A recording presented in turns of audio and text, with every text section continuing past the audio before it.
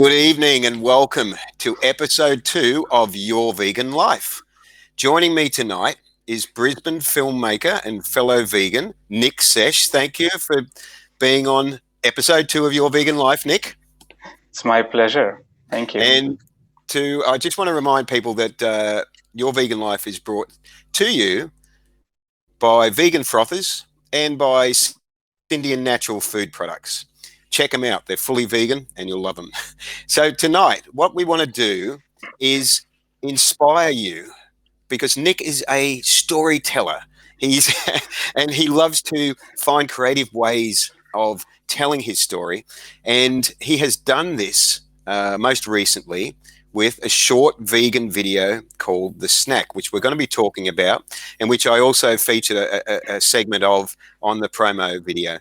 So Nick's going to be telling us how that came about. But first, we want to inspire you with Nick's compassionate heart. He's going to share, as a good storyteller, he's going to share with us his beginnings, his origins, and what led him to where he is today as far as a compassionate storyteller. So Nick, please tell us about yourself. Thank you, Harry. So I was born in India and lived there for about 25 years. I was brought up vegetarian, thanks to my mom. So I've never eaten meat in my life. Fantastic. And not willingly anyway. I mean, things happen, but I've never intentionally eaten meat. Me and my sister, like unintentionally, sort of thing. Yeah, exactly. My sister and I, my younger sister, Minnie, she and I were both brought up vegetarian by my mom, who taught us about, well, she didn't use the word compassion, but we could see compassion in her actions, in her words, in the way she lived her life. So the way she would go about living life was pretty simple and straightforward. What would you do if you were in that position? Even an ant, she wouldn't step on it. She would step away from it. And Beautiful. She'd be like, well, you wouldn't want to step on it. If you were that ant, you wouldn't want anyone to step on you, right? So just live the same way. So we grew up around some animals. We had, fishes, dogs, cats, and the usual animals. But we were always asked to be aware of what we were eating. Right. Now, things changed in 2013 when my sister went vegan first, and she stopped cheese, and I was one of those people who made fun of her. Are you kidding me? How are we going to live without pizza? We love cheese so much. It's impossible. Can I ask why your sister went vegan in 2013? I think she watched a documentary or read an article in India about the condition of dairy cows. Right. And she found out the reality that was hidden away from all of us for such a long time. We don't see that information out there and how they are treated and what happens to them and all that. Yeah. So she came to know something and then sent me some links. And when I saw that, when I read that, it was like, what am I even doing? Why would I call myself an animal lover when I'm causing distress to animals clearly and intentionally? It may not be a direct action, but because of what I buy, we have the mistreatment of cows. And I did not want to contribute to that anymore. And I stopped eating eggs as well. Great. And was that like just with that realization, that was like an overnight thing, was it for you? I would say it took me just a couple of weeks. Yeah. And I was almost forcing myself to eat eggs, for instance, because I was trying to grow stronger and exercise. And I was like, oh my God, I need all this because otherwise I'm going to get weak and sickly. And then, all that. I had all that at the back of my head. It's all conditioning and programming. Yes, it is, isn't it? Yeah. But I love that your environment that you grew up in, as you say, from your mother, was one of compassion, and that's, I'm just imagining that on a worldwide scale. If we were all educated from the significant people in our life, if we were all educated that way, we would be living in a vegan world, wouldn't we? We sure would, yeah. But I think every single one of us is capable of influencing another person and letting them know what's actually happening. The ironic thing is, mom herself used to have milk all her life. She grew up having milk. Milk is really common in India, but Yes. since the past 3 years, I went vegan in 2014, and in the past 3-4 years, we've actually managed to convert mom and dad, and they're both vegan now. So we are all vegan. Yes. Yes. Oh, look, I feel inspired. That is fantastic. I love hearing things like that. And do they, in having made that change, do they they had that realization that they were contributing to cruelty as well? And yeah, They were. unintentionally, basically, they probably thought they were doing the right thing.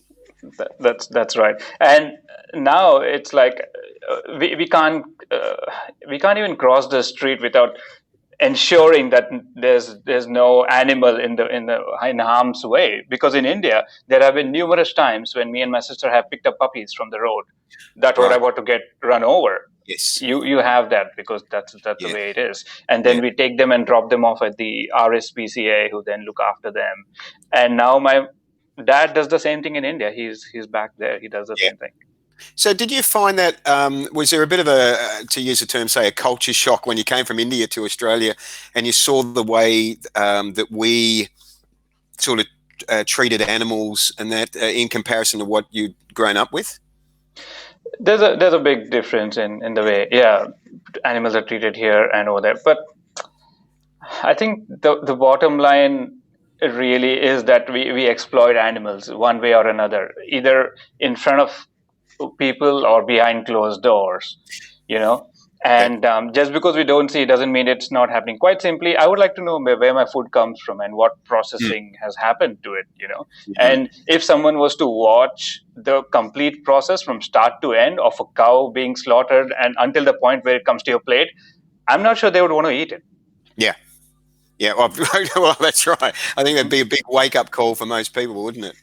And in fact, it's that, what you said there, behind closed doors, that really strikes a chord there, because that's the only way that industries of evil and death and suffering can continue without a major public outcry. They don't want the public to know about it, so they've got to keep it behind closed doors. Now, I believe you're a bit of a not only are you a storyteller, but you've been in radio shows and local theatre. Tell me a little bit about that. What's your experience there? I guess I was always interested in the creative arts, if I can say that. So back in college in India, I was part of a band. I was a lead singer. We sang on the radio. So I started off there. And then we did some radio shows. I started working with a local director over there. And I decided that I preferred being behind the camera rather than in front, because I forget my lines, quite simply. So I totally, look, Nick, if it makes you feel better, I totally relate. In the very rare occurrence where I've had to actually have lines to say in front of camera, I can barely remember 2 words. I know. So my style of storytelling is purely based on emotions and reactions, and not so much the words. For me, words are not that important. Right. So if you watch the film, The Snack, there isn't much dialogue in it. It's all about what you see and what you feel as a result, and how you express yourself through other ways, body language and so on.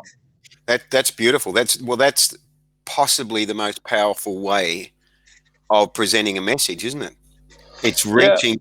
You're trying to reach emotions.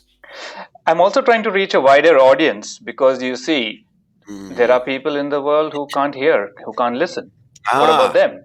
Right. Of course. Beautiful. Yes, of course. I love it. Smart man. The Snack. I watched The Snack for the first time, maybe a week or 2 ago, probably. It wasn't that long ago that I saw it for the first time. And it reached me. I thought, this is great. The imagery is exactly what we need to be getting across to people. So for people, if you're watching tonight and you haven't seen The Snack, I'll be putting a link to it, and or you can just go straight to YouTube, to Nick Sesh's YouTube channel, and watch it. And it's really presenting a message of compassion, and doing it with a good imagery. So beautifully done. So as I've posted in the promo video for tonight's episode, that you actually did that on a budget of $200, or as it was corrected later, $206 because there was a chocolate bar included. Well, Vegan. roundabouts, yeah, it was roughly there. Basically, it was a fuel because the film was primarily shot in Toowoomba, and I'm Brisbane based, so I had to travel to Toowoomba, and because that's where my actors were. Oh, okay. That's answered that question. Yeah, I was thinking maybe because of the scenery or the which probably helped as well.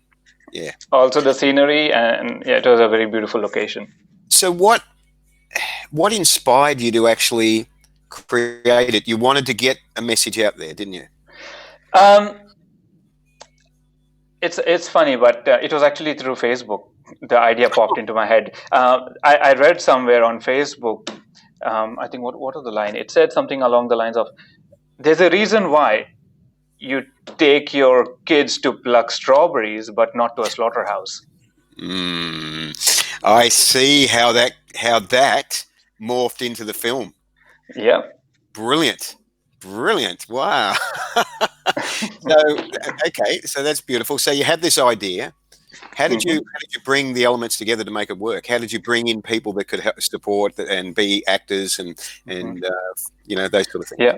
So I'm from Melbourne. I've been there for 11 and a half years, and I wrote the story when I was actually in Melbourne. Around about 2017 is when I wrote it, and I just wanted to be a simple story about a little kid who loves doing regular things just like every other kid. Yeah. But then I'm surrounded by parents who are really busy and don't always have time to spend with their children. So I feel that can also be a problem, because then the person who brings up your kid is not you, but it's the daycare worker or the teacher, So me growing up and being influenced so heavily by my mom, I feel people are missing out, because your parents need to be the parents need to be the people who actually impart life lessons to the kids, not yes, people who get paid to do a job. So yes, I wrote the story. Then I was looking for actors, and I didn't have any luck in Melbourne, because I didn't know a lot of people who were interested in acting. They loved the idea, but they weren't actors. So, right. Well, I moved to Brisbane, and then I was jobless for a while, and I was like, I really need to do something creative and start spreading the message I really want to, and I'll make it happen even if I run out of money. It's fine. I'll do it anyway, and I'll give it a shot. So I posted on Facebook looking for people to help me create a short film, and thankfully M on Facebook replied and tagged a couple of people she knew, and they replied and said, "Yeah, we're happy to help you out." And then I went and just told them the story, and they loved it and said they wanted to be a part of it. And I'm so grateful to every single one of them, because I wasn't able to pay them, but I made sure they had plenty of food every time we shot. And plenty of healthy food by the looks of the food in the film too. Lots of fruit and vegetables. Yeah, I know, because people ask, well, what do you eat as a vegan? Well, there you go. There's your answer. Yeah, there you go. So so when you put a film like that together, that you have to edit it. You spend ages trying to even a short film, ages trying to get it right. And of course, I should make mention, there's a beautiful song in it too. I forgot the name of. What was the song? Yeah, well, it's called Candle. Candle, yes. Yeah, yes. And yes, I'd love to hear the full version of that, because the snippets I've heard in the film are beautiful. Once you put that all together, where do you go from there? How do you got it into film festivals? Is that right? Yeah, so it actually took me 4 months to edit and make it, and I was not happy with the editing by the editors who I hired for the job. So I decided to download the software and learn editing myself, and then do it. So very good. I did it myself, because I wanted it to be impactful the way I imagined it would be. Mm-hmm. And it's hard for someone else to imagine what I'm imagining. Exactly. So once I was reasonably happy with it, then I decided to put it into film festivals all over the world. And yeah, look, some festivals you can enter for free, but they're not very big. And then the good ones always require you to pay money for entry. So that's fine. And I've entered quite a few of them. And then I was surprised to see that they actually liked it, and I got some really positive feedback. And it was shown in Russia, London, Romania, India, different countries. Yeah, public screening. That's impressive. Yeah, and you got great. It received good feedback in the public screenings. Yeah, and I was asked to again present my story, like why I created this, how I created it, and they even screened that. That's interesting. So you've got another film showing how you created it. Well, just a short one where I talk to the camera and just tell them how I did it. Yeah. Okay, that's amazing. So I see here that it ended up as a finalist in one of the festivals and a semi-finalist in two others. That's right. Yeah. Awesome. What a personal sense of satisfaction, because you know that you're reaching people, aren't you? I don't care about the prizes. I don't care what finalist it was, but it's just about seeing if people will like it and at least share it. I want it to be shared. That's all I want. I just want people to see it. That's it. So it can be a form of activism. Mm-hmm. Yeah, that's beautiful. My way of peaceful activism. Oh, I love it. That's beautiful. So peaceful activism, which I can totally relate to. I think that's beautiful. Do you have other forms of peaceful activism that you do yourself? Other mediums that you share in, or that? Well, I have created a spiritual group on Facebook. It's called Spiritual Vegans, where we talk about. Well, veganism is one thing we talk about. We talk a lot about spirituality, and we share, and we also have regular meetups when we can. And yeah, I think we require positivity, more positivity in the world right now, considering what's happening. Yes. So, do you find that there's a natural connection between spirituality and veganism? Definitely, there's like they can't be separated in my opinion, you know. Because you look at a picture of Krishna and you're going to have animals around him. You look at a picture of Jesus and he's holding a lamb, and the intention is not to kill them and eat them, but they're actually promoting love right there. But I find it funny that people look at it and then they don't connect the dots. Yes, it is. Look, we're on the exact same page there.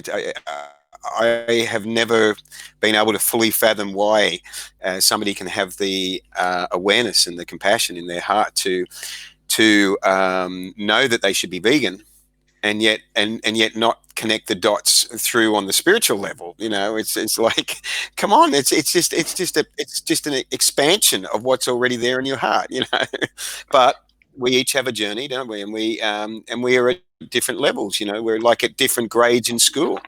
You know, so, and in grade 1 you understand basic maths, in grade 10 you understand fractions and all the other stuff or whatever. You know, so exactly. It's quite simple, really. If you wouldn't do it to yourself, don't do it to anyone or anything else. Yeah, that's beautiful. Actually, I'm pretty sure I'm actually in your spiritual vegan group. I'm almost certain that I am. I can always I'm glad you are. Yeah, thank you. I'm glad you thought to put it together. Actually, I think that's a really good idea. Yes, and it's something I'd like to see more of. I'd like to see more vegans just not being afraid to embrace that side of themselves. You know, there's a lot of fear and a lot of misunderstanding. People think it's religion. It's like, no, it's not religion. It's not. We're talking spirituality. It's a different thing here. It's a different thing. Can you explain it in the difference? The thing is, I had to give it a word. I had to call it spiritual. I had to call it vegan so that people can understand. But when I grew up, I didn't need these words. I just do. I just do things, and I see people doing things, and I do the same. So if my mom is buying vegetables rather than going to the chicken shop and buying chickens, it is an example of compassion and probably someone who's going to turn vegan.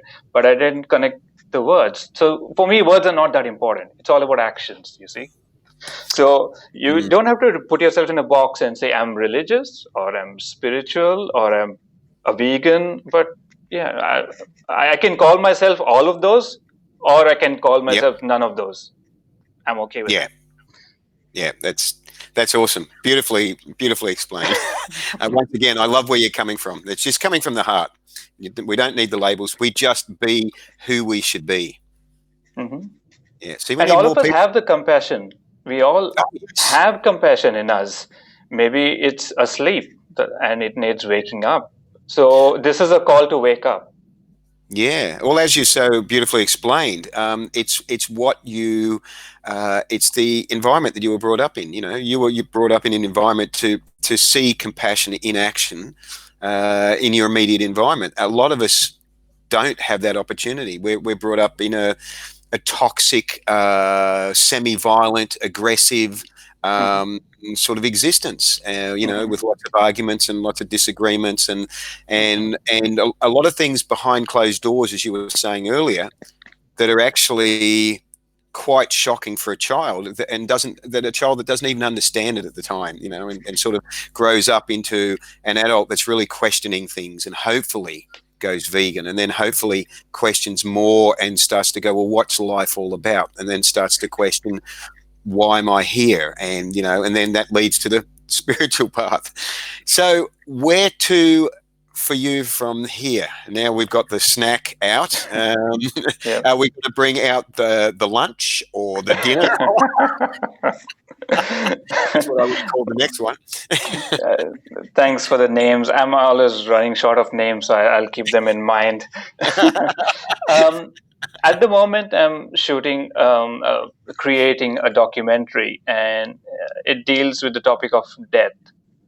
So, to be specific, why we don't talk about death to children, you know, and why I think it's very important that we do.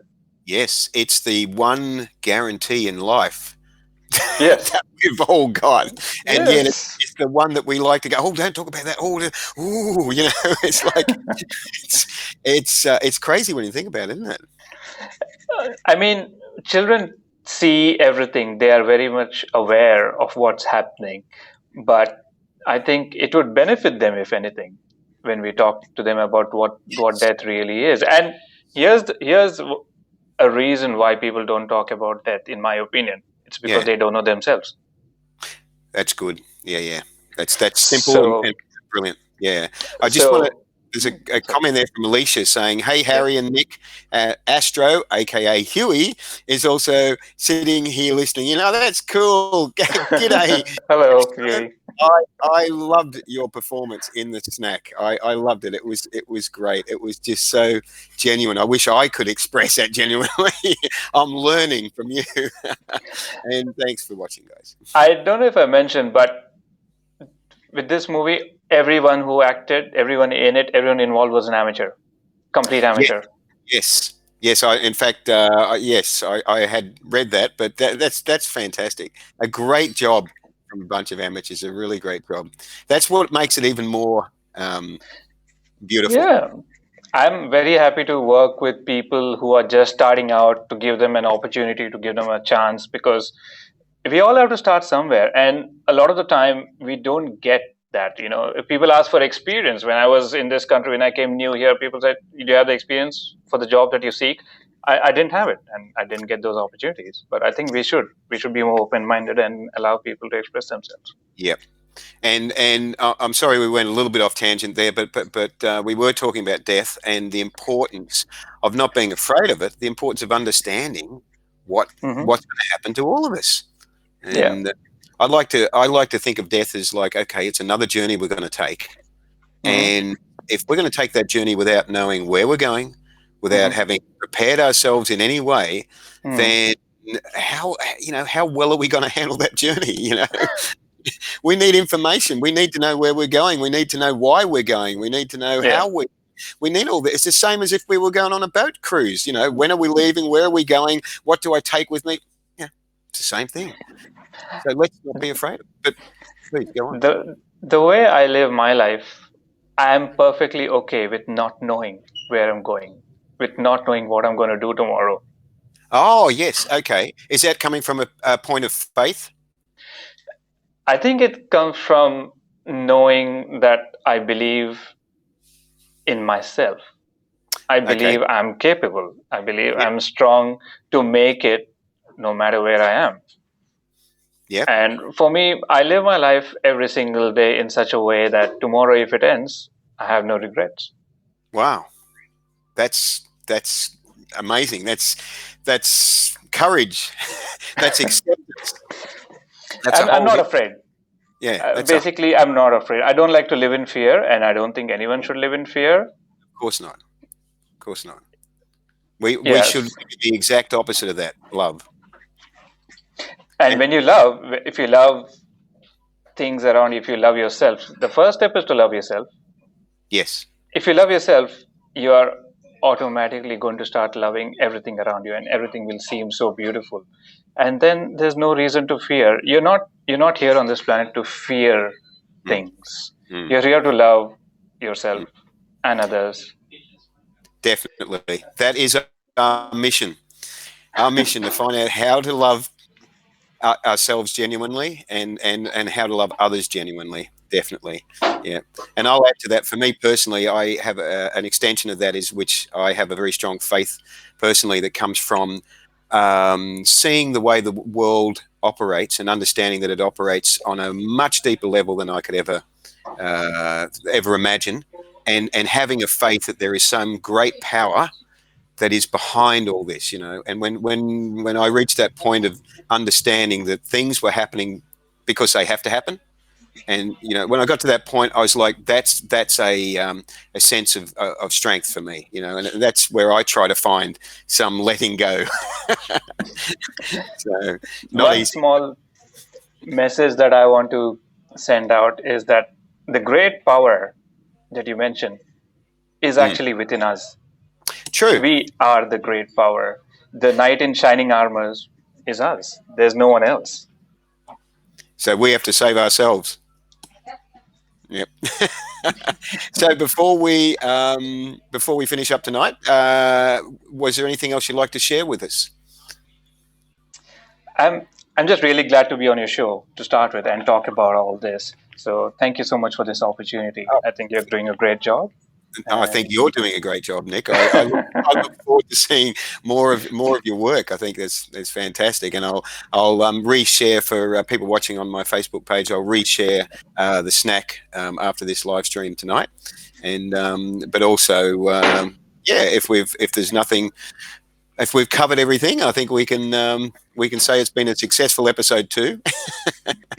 And and I thank you so much for being on. I'd like to also just remind people that this episode will be on both YouTube and will be on multiple podcast forums or podcast channels, I should say, in the next day, within the next 24 hours, if not tonight. So thanks again, Nick. Thanks for taking some time to talk to us tonight. Thank you, everyone that's been watching. And remember, guys, to live vegan and save lives. And your vegan life will be back in 2 weeks' time. So I'll be seeing everyone then. So take care, Nick. Thank you very much. Thank you. Have a good night. Good night, everyone.